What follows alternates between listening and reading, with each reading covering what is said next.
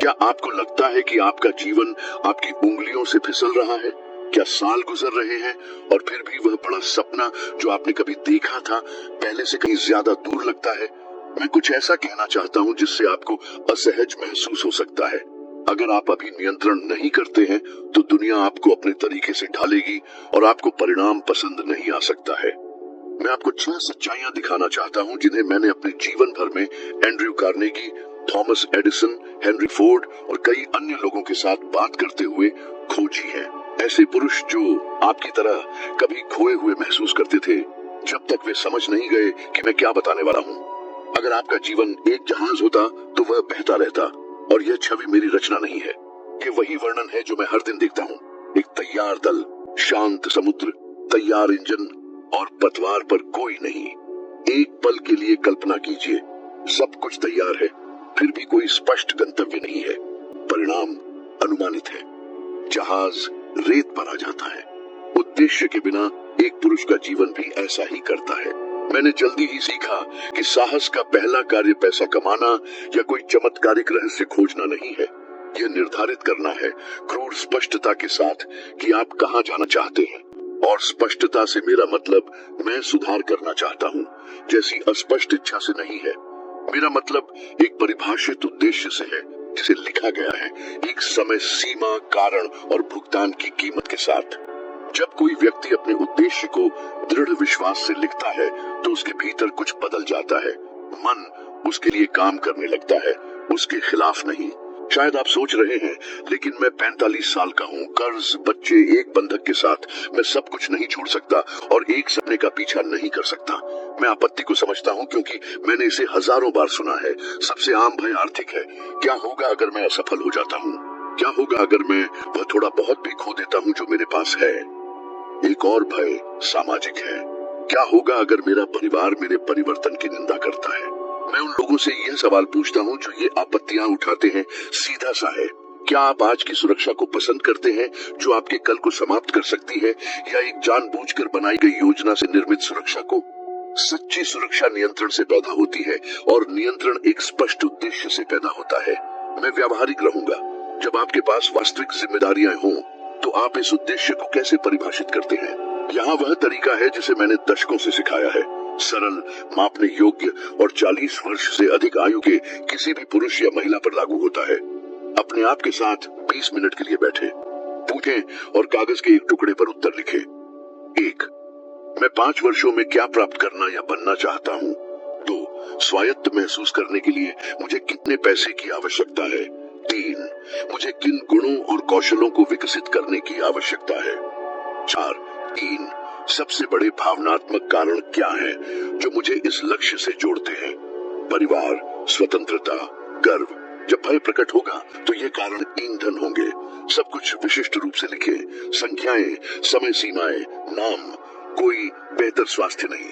लिखें, अगली सर्दियों तक 17 पाउंड वजन कम करें, या जनवरी पहले 19 बरसे तक प्रतिमाह $200 की अतिरिक्त आय प्राप्त करें। परिशुद्धता इच्छा को आदेश में बदल देती है। अब उदाहरण जो अधिकांश लोगों पर लागू होते हैं। 47 वर्षीय बैंकर जो बिलों का भुगतान करता है और एक छोटा व्यवसाय खोलने का सपना देखता है।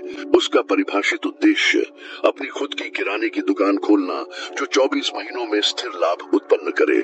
पहला व्यावहारिक कदम, प्रतिमाह एक निश्चित राशि की बचत करे और उच्च यातायात वाला स्थान खोजे। 43 वर्षीय गृहिणी जो सिलती है और अपनी आय में वृद्धि करना चाहती है। उद्देश्य 6 महीनों में कपड़ों के ऑर्डर से $5 प्रति सप्ताह कमाना। पहला कदम, 5 पर्चे बनाए और उन्हें स्थानीय दुकानों में छोड़ दें। 50 वर्षीय औद्योगिक कर्मचारी जो अपने काम के घंटे कम करना चाहता है।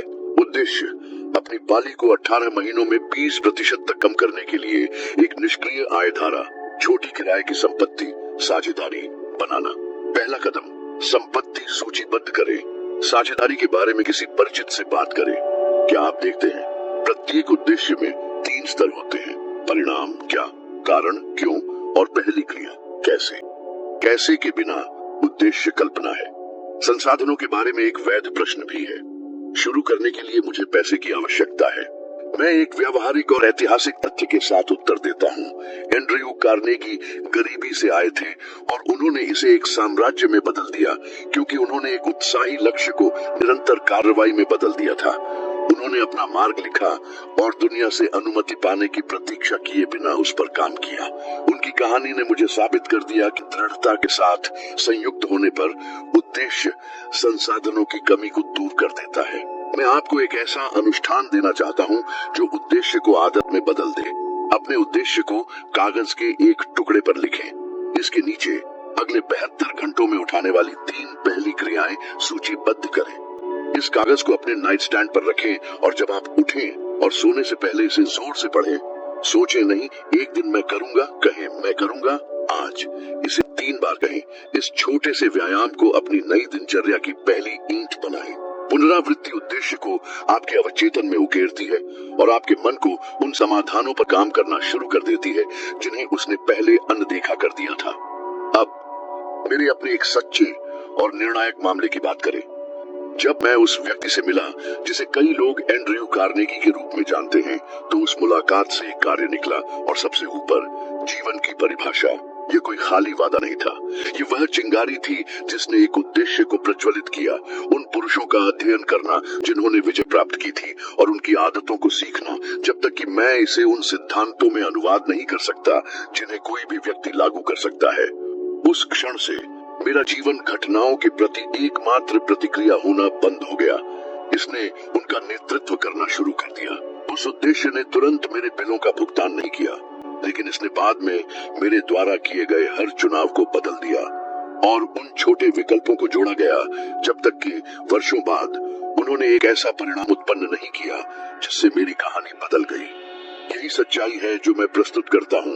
एक अच्छी तरह से परिभाषित उद्देश्य यह बदल देता है कि आप समय, ऊर्जा और धन कैसे खर्च करते हैं। यह बलिदानों का मार्गदर्शन करता है और प्राथमिकताओं को इंगित करता है। और जब भय कसता है, क्योंकि होगा, 3 तत्काल कार्य करें। 1, अपने 3 भावनात्मक कारणों को याद रखें। आप इसे क्यों चाहते हैं। 2, पहले कदम को किसी ऐसी चीज तक कम करें जो आप अभी कर सकते हैं। 1 फोन कॉल, 1 प्रारूप, 1 बातचीत। 3, एक विश्वसनीय व्यक्ति को अपना उद्देश्य बताए। बाहरी जवाबदेही कार्रवाई को बनाए रखती है।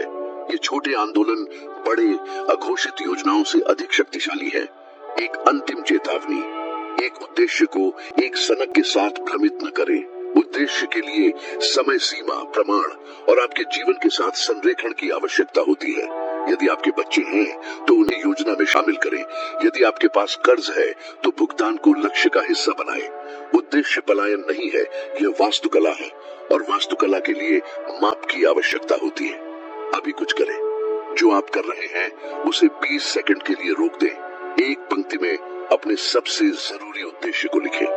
फिर एक क्रिया लिखें जो आप अगले 24 घंटों में कर सकते हैं। करो, कल दोहराएं। यदि आप इसे 1 सप्ताह के लिए करते हैं तो मैं कसम खाता हूं कि आपका सिर, आपकी उपस्थिति और आपका बैंक खाता बदलना शुरू हो जाएगा। याद रखिए, एक परिभाषित उद्देश्य वाला व्यक्ति संयोग को सहयोगी में बदल देता है। उद्देश्य के बिना सबसे बड़ी प्रतिभा भी बिखर जाती है। उद्देश्य के साथ एक छोटा सा कौशल भी एक विजय बन जाता है। अभी शुरू करो। जब मैं अनुशासन के बारे में बात करता हूँ तो मेरा संदर्भ किसी अमूर्त विचार से नहीं है, न ही दूर से प्रशंसा करने योग्य गुण से। मैं उस मूक शक्ति की बात कर रहा हूँ जो उन लोगों को अलग करती है जो प्राप्त करते हैं और जो केवल सपने देखते हैं। अनुशासन वह पुल है जो विचारों को तथ्यों में, इच्छाओं को उपलब्धियों में, योजनाओं को वास्तविकता में बदल देता है।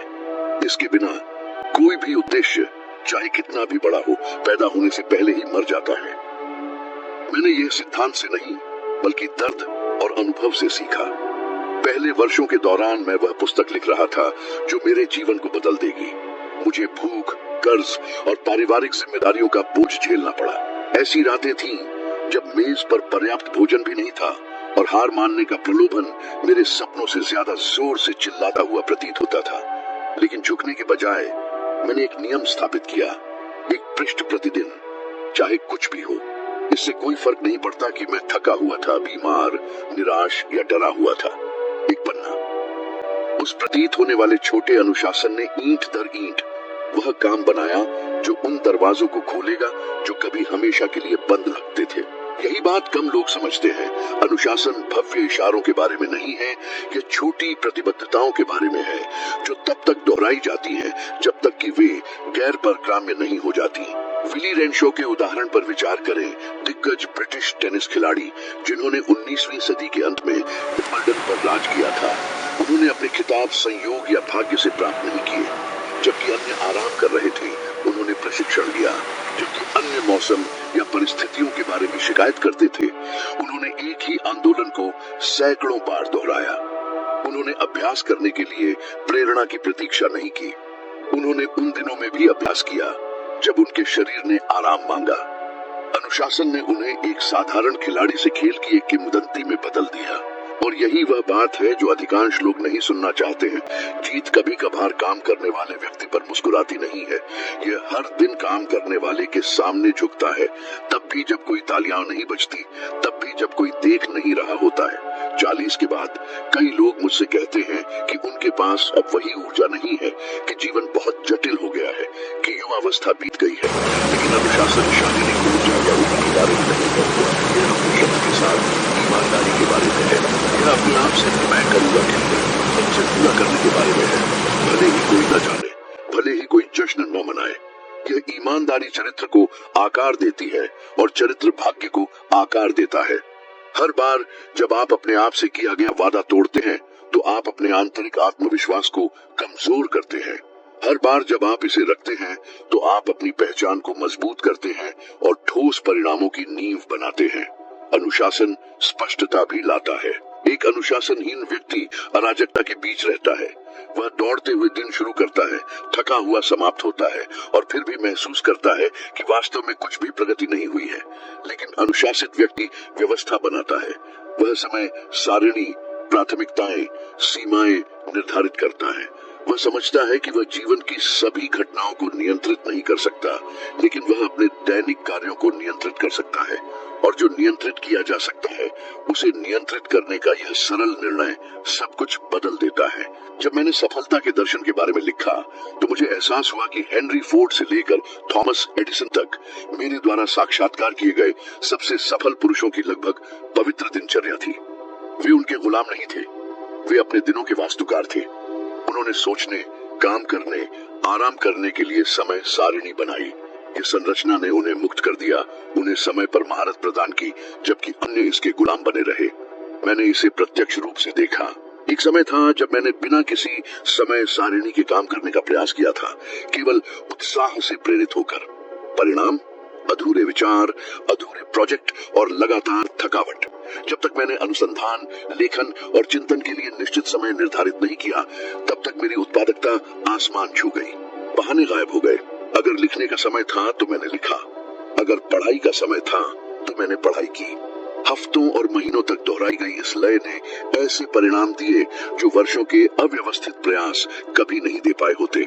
अनुशासन अपने मूल में छिपी हुई स्वतंत्रता है। यह प्रतिबंध की तरह लगता है, लेकिन यह शक्ति है। ये उन विकर्षणों से न कहने की क्षमता है ताकि आप उस चीज से हाँ कह सकें जो आपको बनाती है। ये सुबह जल्दी उठना है, भले ही आपका शरीर 5 मिनट और सोने की भीख मांग रहा हो। ये तब विकर्षण का विरोध करना है जब आपका मन तत्काल संतुष्टि चाहता हो। ये आत्मदया में डूबे बिना हर गिरावट के बाद उठना है। यदि आपको शुरुआती बिंदु की आवश्यकता है तो यहाँ यह है, बस एक दैनिक कार्य चुने जो आपको अपने लक्ष्य की ओर ले जाए और बिना किसी असफलता के 30 दिनों तक इसे दोहराने के लिए प्रतिबद्ध रहे। यह एक पृष्ठ लिखना, 20 मिनट तक चलना, थोड़ी सी धनराशि की बचत करना, प्रत्येक रात आधे घंटे तक अध्ययन करना हो सकता है। एक क्रिया बिना किसी बहाने के दोहराई जाती है। उस अवधि के अंत में यह केवल दिखाई देने वाला परिणाम ही नहीं बदला होगा, यह वह व्यक्ति होगा जो आप इस प्रक्रिया में बन गए हैं। क्योंकि अनुशासन केवल आपके काम को ही नहीं बदलता, यह आपको बदलता है। और जब दुनिया अराजक लगती है, जब आपके आसपास की हर चीज अस्थिर लगती है, तो यह शांत अनुशासन ही आपको स्थिर रखेगा। क्योंकि एक अनुशासित व्यक्ति संसाधन, अवसर और यहाँ तक कि सहयोगी भी खो सकता है, लेकिन वह खुद को कभी नहीं खोता है। और ये वही व्यक्ति है जिसे सफलता ढूंढती है, सम्मान करती है और अंततः पुरस्कृत करती है। मैंने जिन सभी पुरुषों के साथ अध्ययन किया है या जिनके जीवन का मैंने बारीकी से अवलोकन किया है, उन सभी में एक सामान्य लक्षण पाया गया है। उन्होंने तुरंत निर्णय लिए और बिना देरी के काम किया। मैं आवेग की बात नहीं कर रहा हूँ, बल्कि मन के बहाने गढ़ने से पहले कार्य करने के साहस की बात कर रहा हूँ। मैं ऐसे पुरुषों को जानता हूँ जो अद्भुत बुद्धिमान थे, लगभग वैज्ञानिक परिशुद्धता के साथ हर विवरण का विश्लेषण करने में सक्षम थे, जो जब काम करने का समय आया तो खुद को पंगु बना लेते थे। वे एक दिन, फिर एक हफ्ता, फिर एक महीना टाल देते थे और जब तक वे अंततः निर्णय लेते तब तक अवसर गायब हो जाता था। जीवन अनिर्णीत लोगों का इंतजार नहीं करता। ये उन लोगों के लिए निर्दयी है जो हिचकिचाते हैं। मुझे अच्छी तरह से याद है जब मैंने सफलता के नियमों का पता लगाने के लिए अपना शोध शुरू किया था। मेरे पास बहुत कम धन था, कोई प्रतिष्ठा नहीं थी और कई लोग मुझे एक सपने देखने वाला कहते थे। आदर्श परिस्थितियों की प्रतीक्षा करने का प्रलोभन बहुत अधिक था, लेकिन मैं शुरू से ही समझ गया था कि प्रतीक्षा असफल लोगों का दोष है। इसलिए मैंने जो मेरे पास था उससे शुरुआत की। एक उधार टाइपराइटर, कुछ नोटबुक और हर दिन काम करने का दृढ़ संकल्प। अगर मैं प्रायोजन, अनुमोदन या पूर्ण संसाधनों का इंतजार करता तो वह काम कभी पृष्ठ से बाहर नहीं निकलता।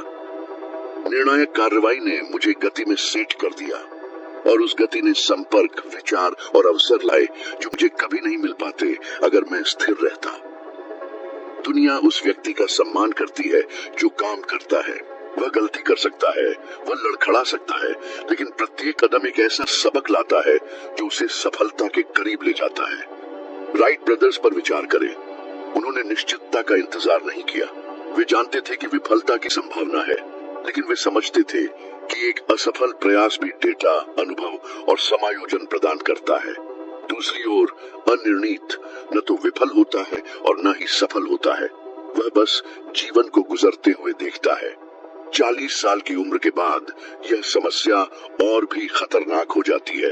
एक आदमी सोचता है, मेरे पास अब जोखिम उठाने के लिए वही जवानी नहीं रही, या मेरे पास युवावस्था की तुलना में अब खोने के लिए अधिक है, और इसलिए वह हिचकिचाता है। लेकिन जीवन के इस चरण में यह ठीक है कि त्वरित निर्णय लेना और दृढ़ कार्रवाई सबसे बड़ा अंतर लाती है।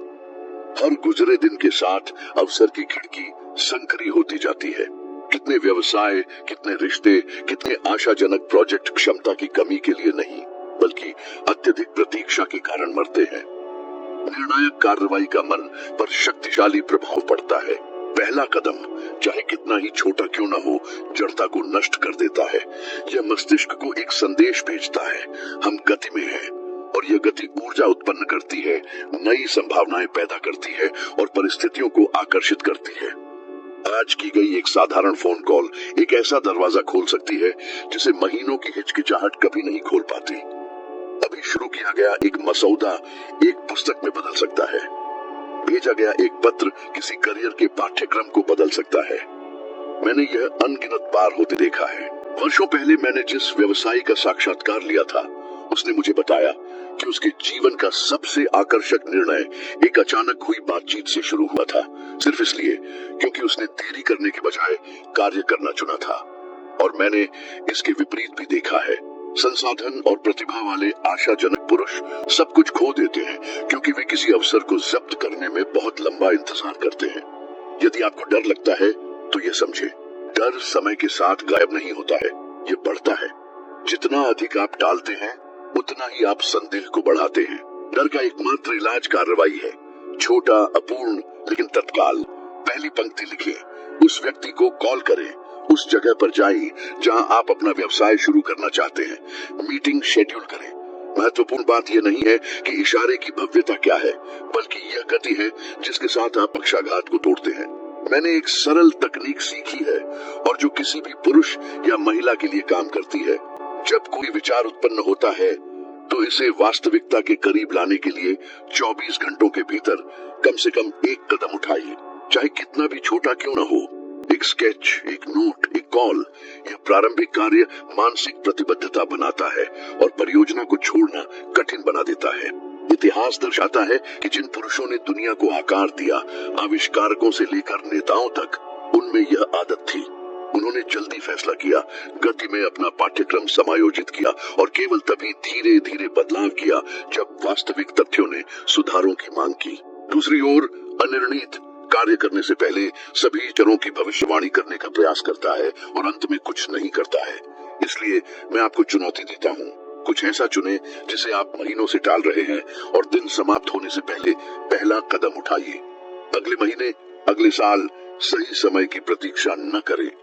कार्रवाई इस बात की गारंटी नहीं देती है कि सब कुछ तुरंत काम करेगा, लेकिन यह गारंटी देती है कि आप एक ही स्थान पर नहीं रहेंगे और वह गति अपने आप में आपको बहुसंख्यक से आगे रखती है। एक समय था जब मैंने अपनी लगभग सारी संपत्ति खो दी थी। ये महामंदी के दौरान था। जो व्यवसाय कभी लाभदायक थे वे ढह गए, दरवाजे बंद हो गए और अचानक मैंने जो कुछ भी बनाया था वह मेरी उंगलियों से महीन रेत की तरह फिसल गया। मुझे याद है कि मैं अपने परिवार को देख रहा था और मेरे कंधों पर एक भारी बोझ महसूस कर रहा था। लेकिन उस परिदृश्य के बीच कुछ अजीब हुआ। आत्मदया में डूबने के बजाय मैंने जो कुछ भी मेरे पास बचा था उसके लिए आभारी होना शुरू कर दिया। मेरा स्वास्थ्य, सोचने की मेरी क्षमता, फिर से शुरू करने का अवसर, और यह ठीक यही रवैये में बदलाव था जिसने नए रास्ते खोले। मुझे एहसास हुआ कि कृतज्ञता केवल एक महान भावना नहीं है, बल्कि एक व्यावहारिक, लगभग अदृश्य शक्ति है जो किसी व्यक्ति के जीवन के पाठ्यक्रम को बदलने में सक्षम है। कम लोग समझते हैं कि एक कटु व्यक्ति अवसरों को दूर भगाता है, जबकि एक आभारी व्यक्ति उन्हें आकर्षित करता है।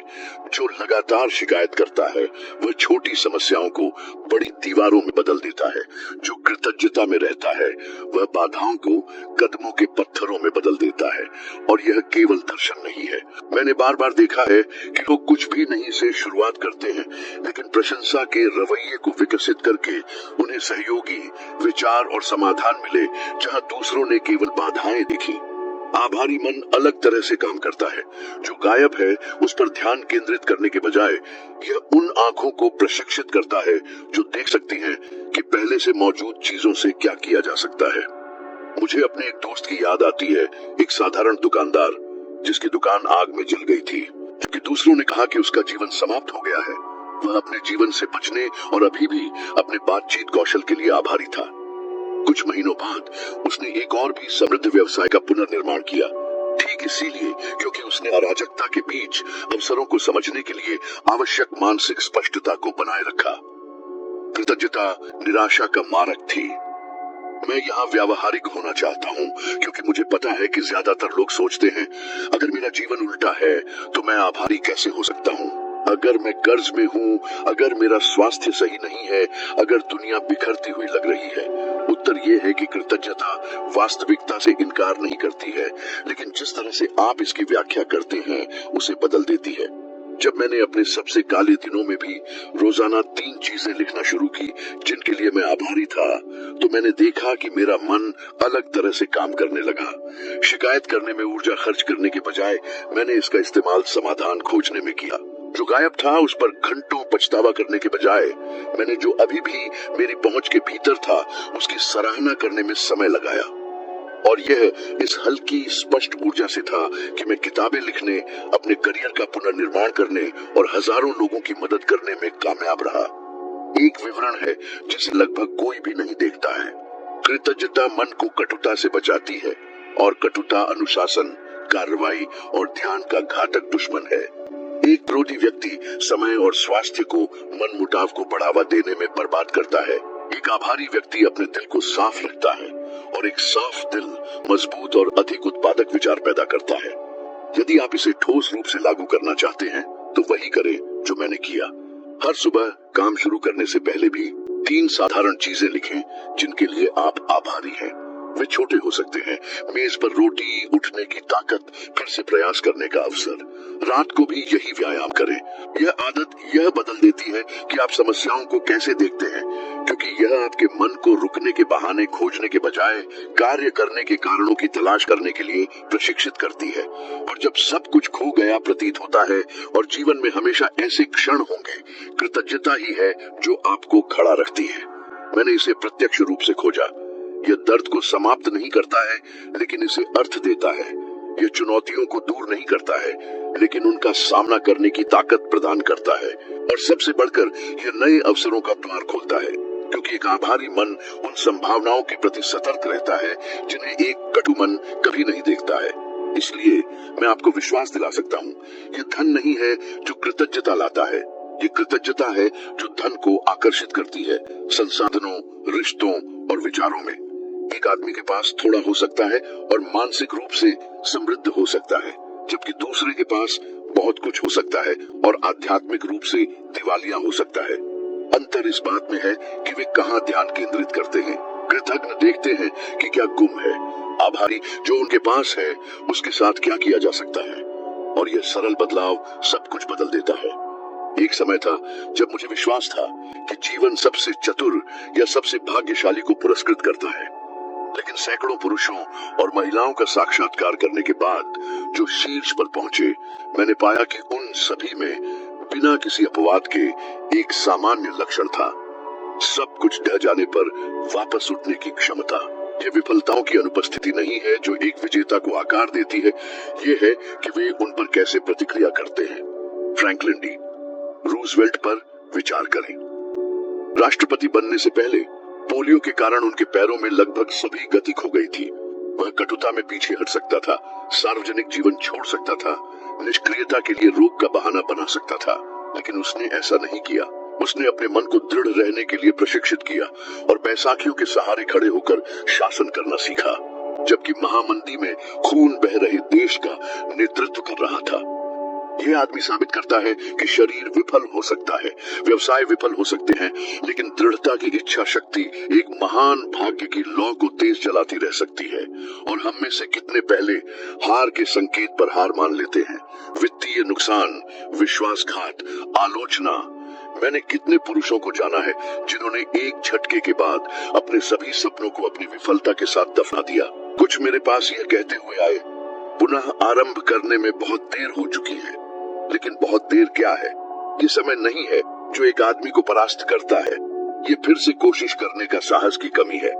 मैंने स्वयं ऐसे क्षणों का सामना किया जब सब कुछ खोया हुआ लग रहा था। 1929 में जब वित्तीय संकट ने व्यवसायों और परिवारों को तबाह कर दिया, मैंने अपनी परियोजनाओं को रातों रात ढहते हुए देखा। मुझे याद है कि मैं सड़कों पर चल रहा था और बिल नहीं चुका पाने का बोझ महसूस कर रहा था। और उसी अवधि के दौरान मुझे कुछ शक्तिशाली पता चला। दर्द ने मुझे परिभाषित नहीं किया, मुझे क्या परिभाषित करेगा, यह इस बात पर निर्भर करेगा कि मैंने उस पर कैसे प्रतिक्रिया दी। मैंने फिर से छोटी शुरुआत की, एक समय में एक लेख, एक समय में एक व्याख्यान, और हर दिन मैंने न केवल अपनी आजीविका बल्कि अपना आत्मविश्वास भी वापस पा लिया। लचीलापन आपको त्रासदी के सामने मुस्कुराने की आवश्यकता नहीं है, बल्कि इसके द्वारा टूटने से इनकार करने की आवश्यकता है। इस शक्ति को विकसित करना चाहते हैं, सबसे पहले स्वीकार करें कि असफलताएं आएंगी। इसके आगे बढ़ने के लिए दर्द की उम्मीद करें, लेकिन उसे झुकने के लिए नहीं। दूसरा, जब सब कुछ खोया हुआ लग रहा हो तो अपने आप से दृढ़ता से बात करें। शब्द मानसिक अवस्थाएं बनाते हैं और मानसिक अवस्थाएं क्रियाएं बनाती हैं।